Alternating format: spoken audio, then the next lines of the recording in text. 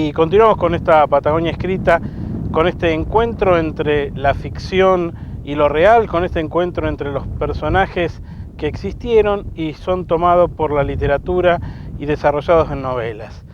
En esto también hay no solo la mirada del que transita esta región, sino también la mirada del escritor, y pocas veces está la mirada del personaje central de las historias, que es el habitante de la región. Pero vamos a ver qué dicen algunos autores sobre la mirada de los otros. De la mirada del extranjero, ¿no? Cómo estamos formados, no solamente acá, sino también en La Pampa, donde yo provengo, de la mirada del extranjero. Cómo nosotros construimos durante mucho tiempo nuestra propia identidad a partir de la mirada de los otros, de la mirada del europeo. Cómo nos ha costado un poco desprendernos, ¿no? de ese exotismo que es de la mirada del europeo realmente. La Patagonia existe, es un espacio real, sin duda. Un espacio real que está marcado por las grandes dimensiones. Desde esa cuestión, y bueno, entronca con todo lo que es América Latina. América Latina es el espacio de lo grande.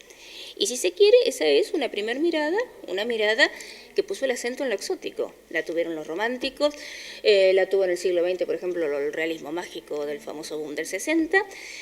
Pensar en América Latina la exageración, la hipérbole. Bueno, la Patagonia es como la parábola absoluta de todas las hipérboles, es lo más. ¿Sí? Es lo que está más lejos, es lo más grande, es lo que está más vacío. Me parece que esa es otra cuestión que interesa, la idea de lo vacío. O sea, lo vacío permite armar metáforas, ¿no? Y pensar que lo vacío puede ser siempre el punto de partida, la génesis de algo nuevo, algo que está por comenzar. Que esa es la mirada, me parece, más actual, pensar que a partir del encuentro en la Patagonia puede surgir algo nuevo.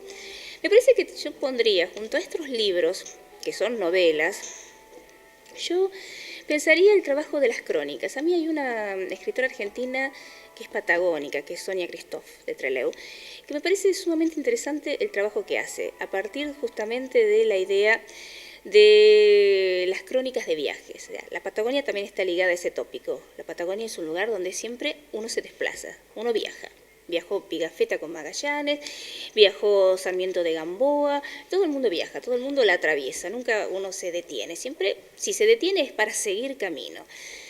La idea de las crónicas, que es un género que está ligado de por sí al desplazamiento, en las crónicas de Sonia Christoph, que son crónicas aparecidas hace 3, 4 años, Falsa Calma, en realidad toma otra cuestión, toma la falsa calma, si se quiere, de los pueblos patagónicos. ¿Sí?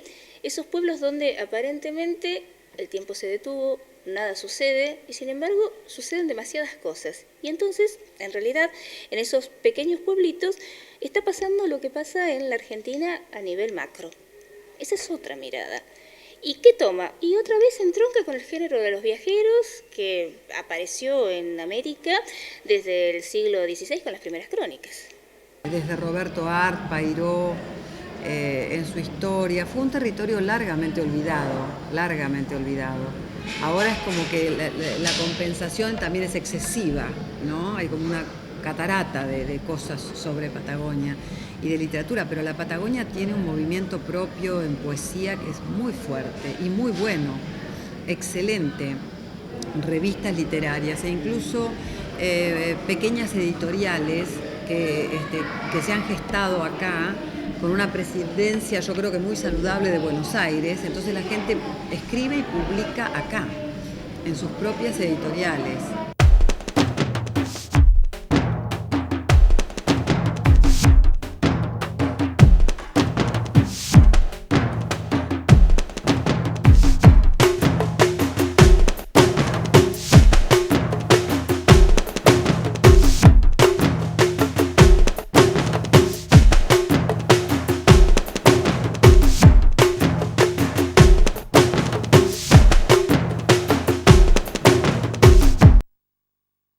En el campo de la literatura en particular, hay, y me incluyo, ¿no? Digamos, tenemos cierto prurito al trabajar este concepto de lo regional. En general se nos escapa bastante y cuando pensamos la literatura argentina, lo regional es un problema a discutir, pero a discutir no demasiado. porque en realidad el canon, lo que se establece en las lecturas, son las lecturas que se establecen en Buenos Aires, las establece la Academia, las establece la UBA, y esas son las lecturas que atraviesan nuestros programas. También es cierto que no todo aquello que se escribe en la Patagonia, por el mero hecho de ser patagónico, se convierte en literatura. Entonces es una discusión un poco complicada para trabajar desde la crítica. Desde las historias de los bandoleros a las historias de los indígenas, siempre nuestra región ha dado material para la ficción y muchas veces han sido escritores de nivel nacional los que han abordado estos temas. Pero existen algunos escritores de la región que aborden la temática ficcional teniendo como personajes históricos. Le consultamos a la licenciada Gabriela Luque sobre algunas de las obras del escritor santacruceño Héctor Rodolfo Peña y en especial sobre la clásica Onos el Patagón. Peña fue, creo, es mi opinión, para mí el mejor narrador que ha aparecido por Santa Cruz. Un narrador desparejo sobre todo, pero con una fuerza bastante interesante. En Onos el Patagón lo que intentó hacer, bueno, es cierto, en el contexto del quinto centenario, la novela aparece en 1980 y fines de los 80, si mal no recuerdo. Tiene que estar en el 92, pero parece que un poquitito antes ya estaba publicada la novela. El planteo es, por un lado, y creo que ahí es donde empieza a fallar un poco, es absolutamente difícil de pensar ese personaje que atraviesa 400 y pico de años. Asiste al desembarco de los hombres de Magallanes en San Julián en 1520 y llega hasta comienzos del siglo XX. ¿Sí? No es que sea imposible pensar eso desde la literatura, el tema es cómo está trabajado el personaje. Pero lo interesante yo creo que no es eso. Lo interesante es que trabajó documentándose. Entonces volvemos a este método. Es una novela histórica para mí, Onos, con sus virtudes y sus defectos. Trabajó con los textos, no con un acervo bibliográfico y archivístico exhaustivo como hacía Carpentier, que era terrible, sino con los textos por ahí de mayor divulgación que estaban a su alcance. Entonces ahí aparece Pigafetta, aparece Master, también aparece Echeverría Valeta, aparecen los textos que tenía allí dando vuelta. Y hace a Onos protagonista de los distintos episodios de desembarco en la zona de la Patagonia Sur. Si esto lo pensamos en relación con la identidad, pero yo creo que la cuestión en Peña habría que pensarla en relación con toda una obra, me parece que lo interesante es que no lo mira tan de afuera. Y eso es todo un tema a preguntarse cuando pensamos que en el canon de la literatura de esta región, y Peña, yo no sé si es un escritor maldito, pero en todo caso no es un escritor demasiado leído. No es un escritor que tuvo que pagarse en general su obra, cuyos ejemplares están en las bibliotecas, pero no mucho más, no se lo consigue, no se ha reeditado, pese a que tuvo premios importantes a nivel nacional.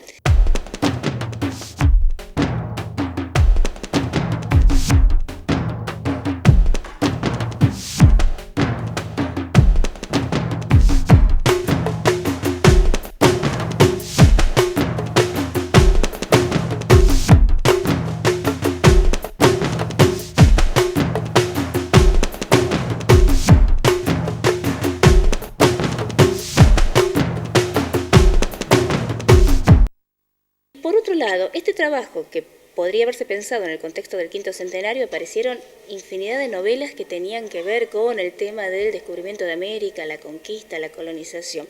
Podría haberse leído en ese momento y haberse impulsado esa lectura, y sin embargo quedó allí, a un costado. Entonces, también la pregunta, porque bueno, volvemos, la escribe alguien de Santa Cruz, escribe sobre un personaje que sitúa en el contexto del descubrimiento de esta región, de la imposición del nombre de Patagonia ante el mundo.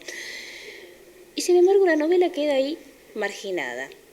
Textos un poco posteriores, como el de Iparraguirre o el de Belgrano Rawson, sin embargo, son textos que tienen una enorme difusión, más allá de que hay más allá del aparato del mercado y más allá de los logros mejores o mayores o menores que tienen que ver en el campo de la escritura, evidentemente algo pasa cuando acá nos preguntamos, bueno, ¿quién escribe sobre Patagonia? Y nos parece que Patagonia se limita por ahí solamente a hacer una literatura que enumera una serie de tópicos, glaciares, viento, nieve.